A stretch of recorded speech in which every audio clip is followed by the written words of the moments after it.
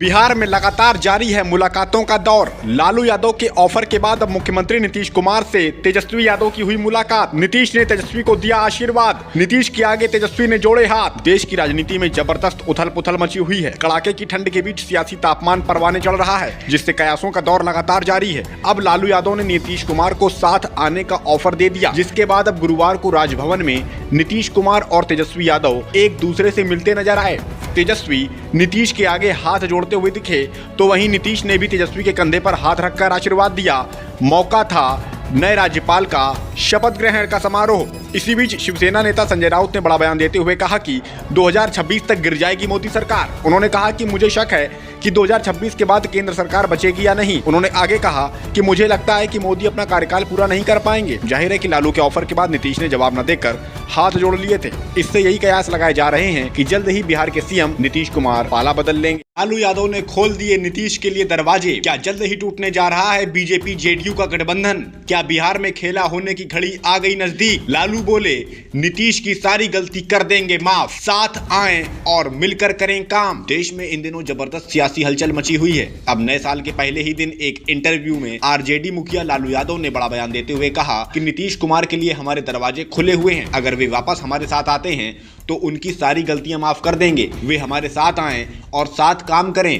उन पर यह शोभा नहीं देता कि वे भाग जाते हैं। जाहिर है कि हाल ही में बिहार के नए राज्यपाल आरिफ मोहम्मद खान ने लालू के आवास पर पहुंचकर लालू तेजस्वी से मुलाकात की थी। इसके बाद से लगातार सियासी अटकलों का बाजार काफी गर्म हो चला है। हालांकि तेजस्वी नीतीश की वापसी की बात पर इतना ही कह रहे हैं कि अब नीतीश की विदाई तय है, लेकिन तेजस्वी के इस तरह के बयानों के कई मायने निकाले जा रहे हैं। खबरें ये भी है कि जल्द ही लालू नीतीश की मुलाकात भी हो सकती है। खबर ये भी है कि मकर संक्रांति के बाद कभी भी नीतीश पाला बदल सकते हैं। बदलने वाली है देश की सियासत। लालू ने कर दिया बड़ा ऐलान। लालू के ऐलान के बाद मच गई उथल पुथल। उधर लालू के ऑफर पर नीतीश ने जोड़े हाथ। लालू के बाद अब कांग्रेस भी नीतीश के स्वागत के लिए पूरी तरह तैयार। अपने पुराने साथियों लालू तेजस्वी नीतीश से मिलने के बाद बिहार के नए राज्यपाल ने पद और गोपनीयता की शपथ ले ली है।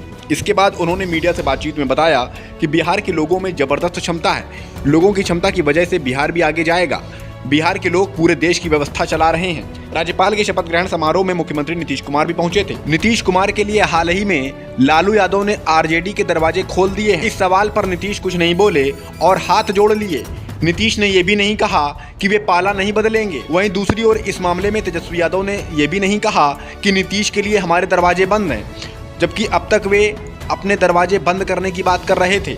वहीं बिहार कांग्रेस के पूर्व अध्यक्ष शकील अहमद ने कहा कि अगर गांधी के अनुयायी गोडसे के अनुयायियों से खुद को अलग कर रहे हैं तो हम उनके साथ हैं। यानी अब साफ है कि कांग्रेस भी नीतीश कुमार के स्वागत के लिए पूरी तरह तैयार हो चुकी है। बताया जा रहा है कि बहुत जल्द नीतीश कुमार पाला बदलकर एक बार फिर लालू तेजस्वी के साथ मिलकर बिहार में सरकार बना सकते हैं। नीतीश के पाला बदलने के साथ ही केंद्र की मोदी सरकार और भी कमजोर पड़ जाएगी। बगावत के मूड में आ गई बीजेपी की पुरानी सहयोगी पार्टी अपना दल। अपना दल से मंत्री आशीष पटेल ने दिखाए बागी तेवर। मंत्री ने यूपी पुलिस को दे दिया चैलेंज, हिम्मत है तो सीने पर मारो गोली। केंद्रीय मंत्री अनुप्रिया पटेल ने कहा, प्रतिष्ठा से नहीं करेंगे समझौता। यूपी सरकार में मंत्री आशीष पटेल अपने ऊपर लगे भ्रष्टाचार के आरोपों पर बागी तेवर अपनाते हुए नजर आए। मंत्री आशीष पटेल ने अपनी पत्नी और केंद्रीय मंत्री अनुप्रिया पटेल के साथ गुरुवार को लखनऊ में एक प्रेस कॉन्फ्रेंस की। इस दौरान उन्होंने यूपी पुलिस पर जबरदस्त निशाना साधते हुए कहा कि एसटीएफ ही सारे षड्यंत्र की जड़ है, जिससे उन्हें जान का खतरा है। उन्होंने एसटीएफ से ये तक कह दिया कि वे पैर पर गोली मारते हैं, लेकिन हिम्मत है तो सीने पर गोली मारो। प्रेस कॉन्फ्रेंस में अपना दल की अध्यक्ष और केंद्रीय मंत्री अनुप्रिया पटेल ने कहा कि हमारी पार्टी के किसी भी नेता या कार्यकर्ता पर आंच आएगी तो हम चुप नहीं बैठेंगे। मेरी पार्टी प्रतिष्ठा के साथ समझौता नहीं करेगी। हमें जवाब देना आता है। अपना दल के खिलाफ जो षड्यंत्र चल रहे हैं वो कहां किसके इशारे पर चल रहे हैं, हमारा एक ही कार्यकर्ता जानता है। कोई भी यदि अपना दल के किसी कार्यकर्ता या पदाधिकारी के खिलाफ षड्यंत्र रचने की सोचता है तो यह उसकी गलतफहमी है। आपको बता दें कि मंत्री आशीष पटेल पर उन्हीं की साली और सपा से बागी विधायक पल्लवी पटेल ने भ्रष्टाचार के आरोप लगाए थे। पल्लवी के साथ ही बीजेपी विधायकों ने भी आरोप लगाए। अब आशीष पटेल ने पल्लवी को सरकार का धरना मास्टर बता दिया। उन्होंने ये भी कहा कि धरना मास्टर के मोबाइल का कॉल रिकॉर्ड खुलवा लीजिए, पता चल जाएगा कि ये खेल कहां से चल रहा है। उन्होंने अपनी पत्नी केंद्रीय मंत्री अनुप्रिया पटेल की संपत्ति की जांच की भी चुनौती दे डाली। हाल ही में किसी के बाप का हिंदुस्तान थोड़े ही है, ये शायरी पढ़ने वाले पंजाबी गायक दिलजीत दोसांझ ने नए साल के पहले दिन प्रधानमंत्री मोदी से मुलाकात की। इस दौरान उन्होंने पीएम के सामने गाना गाया। पीएम ने दिलजीत की पीठ थपथपाई। दोनों की वीडियो सोशल मीडिया पर जमकर वायरल हो रही है। दिलजीत ने इस मुलाकात को यादगार बताते हुए लिखा कि यह 2025 की शानदार शुरुआत है। हमने संगीत के साथ ही कई चीजों पर बात की। वहीं प्रधानमंत्री मोदी ने लिखा कि दिलजीत वास्तव में बहुमुखी प्रतिभा के धनी हैं। उनमें प्रतिभा और परंपरा का मिश्रण है। हम संगीत, संस्कृति और बहुत सारे माध्यम से जुड़े हैं। बुलडोजर पर चला सुप्रीम कोर्ट का हथौड़ा। सड़क चौड़ीकरण के नाम पर मकानों को गिराने वाले अधिकारियों पर गिरी गाज। बुलडोजर चलाने के चलते तत्कालीन डीएम, एडीएम, एएसपी, कोतवाल जैसे अधिकारियों समेत 27 लोगों पर दर्ज हुआ मुकदमा। बुलडोजर कार्रवाई के नाम पर अराजकता बर्दाश्त करने के मूड में नहीं है सुप्रीम कोर्ट। महाराजगंज शहर के हमीदनगर इलाके में पिछले साल 13 सितंबर को सड़क चौड़ीकरण के नाम पर कई घर गिरा दिए गए थे। लोगों का कहना था कि उन्हें सामान निकालने तक का मौका नहीं दिया गया। इस पर सुप्रीम कोर्ट ने खुद ही संज्ञान लिया था और अब तत्कालीन डीएम अमरनाथ उपाध्याय समेत 27 लोगों के खिलाफ मामला दर्ज किया गया।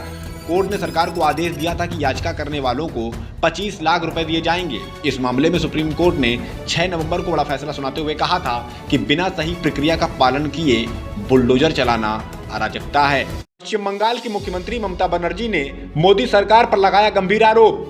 बांग्लादेशियों की घुसपैठ पर ममता ने मोदी सरकार के एजेंडे का किया खुलासा। गुरुवार को सीएम ममता बनर्जी ने बड़ा दावा करते हुए कहा कि पश्चिम बंगाल में बीएसएफ बांग्लादेशियों की घुसपैठ में मदद कर रही है, इसलिए बंगाल में अशांति फैल रही है। ये सब केंद्र सरकार का एजेंडा है। उन्होंने आगे कहा कि यदि बीएसएफ ऐसा करना जारी रखेगा तो टीएमसी प्रदर्शन करेगी। उन्होंने बीएसएफ पर गंभीर आरोप लगाते हुए ये भी कहा कि बीएसएफ महिलाओं के खिलाफ भी अत्याचार कर रही है।